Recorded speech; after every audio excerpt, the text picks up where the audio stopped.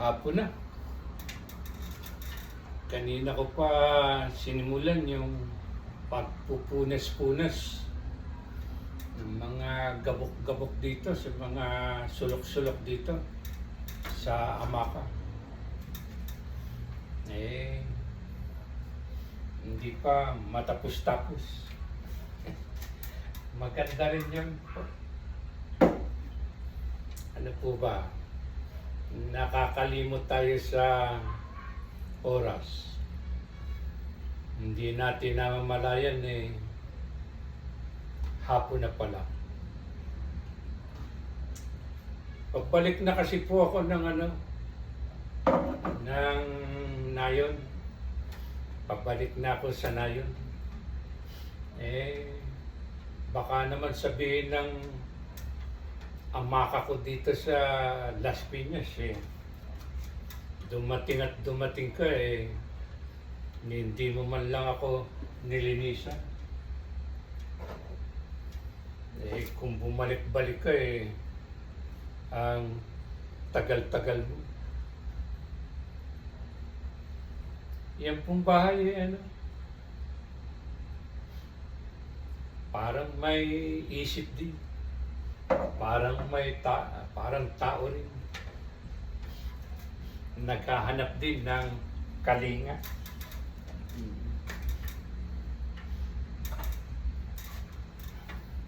Kaya ito po, pabalik na nga ako sa Nayon, sa Bundok Tilao, sa Barangay Alupay.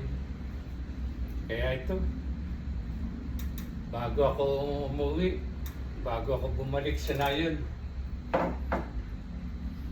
ito, lilinisan ko muna para hindi sumama ang loob sa atin. Maganda rin po yung naglilinis-linis. Yung una nga katulad kanina, hapon na. Katulad ngayon, hapon na. Sinimulan ko kaninang umaga. Ngayon, maghahapon na. Hindi pa rin natatapos.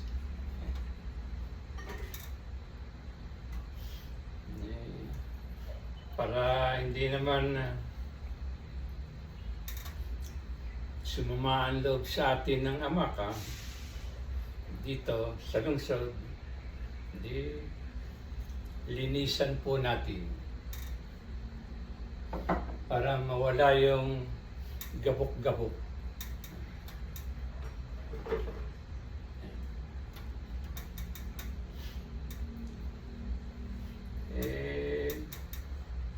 Pag ako'y nakauwi na noon nung ako'y magpunta rito sa lungsod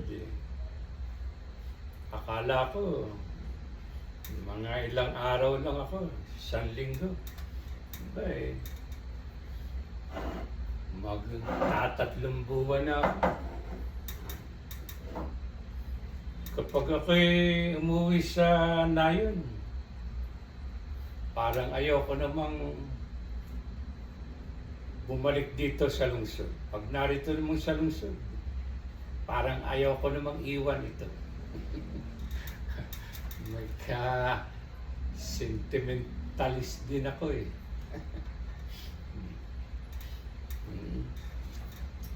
Ayan po, makintab na. Marahil matutuwa na yung mga gamit ko. Mamaya-maya, pagpapatuloy ko pa rin ito. Naobserbahan ko yung isang gamit ko na ito. Pag matagal mong hindi nagagamit, yung plastic lumulutong. Kaya maganda rin nababasa. Hindi gumigisak. At ang aking dambana rito sa yan. Pakita ko po sa inyo. Oh. Yan. Matutuwa rin ang aking Santo Niño. Yan o. Nang ako po yung unang tumira dito, may nagbigay sa akin dito. Eh, 40 years na ako dito. Kaya 40 years na rin itong bigay sa akin na ito ng Santo Niño. Yan. At napapansin ko, may mga dalang swerte itong Santo Niño ko. Kaya ito, nilinis ko ang kanyang dambana.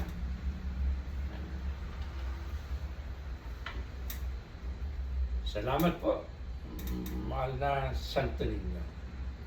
Pagpalain mo pa po si Strong Basti Seroy. At pagpapatuloy ka po ang paglilinis.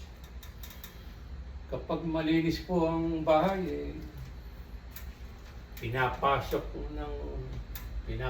tayo ng swerte. Yan.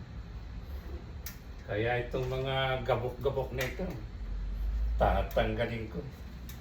Huhugasan ko. Yan. Pag magulo raw ang bahay, hindi maayos. Magulo rin ang buhay din ng nakatira. Maganda pong kumilos kapag maayos ang kabahayan. Malinis na bahay, pinapasok ng buenas. Kaya linis-linis po tayo. At patuloy nating lilinisan ito. Yan. Yung bahay, pag hindi mo nilinisan, inuulit ko parang may isip din sila. Baka sumama ang loob sa iyo hindi ka pasukan ng Venus o swerte. Kaya bago po ako umuwi sa Maka, sa Nayon, sa Bundok Tilaok, lilinisan ko itong buong kabahayan, saka yung mga gamit-gamit para malinis na buhay, malinis na kaisipan, at ang malinis na kabahayan pinapasok daw ng Venus.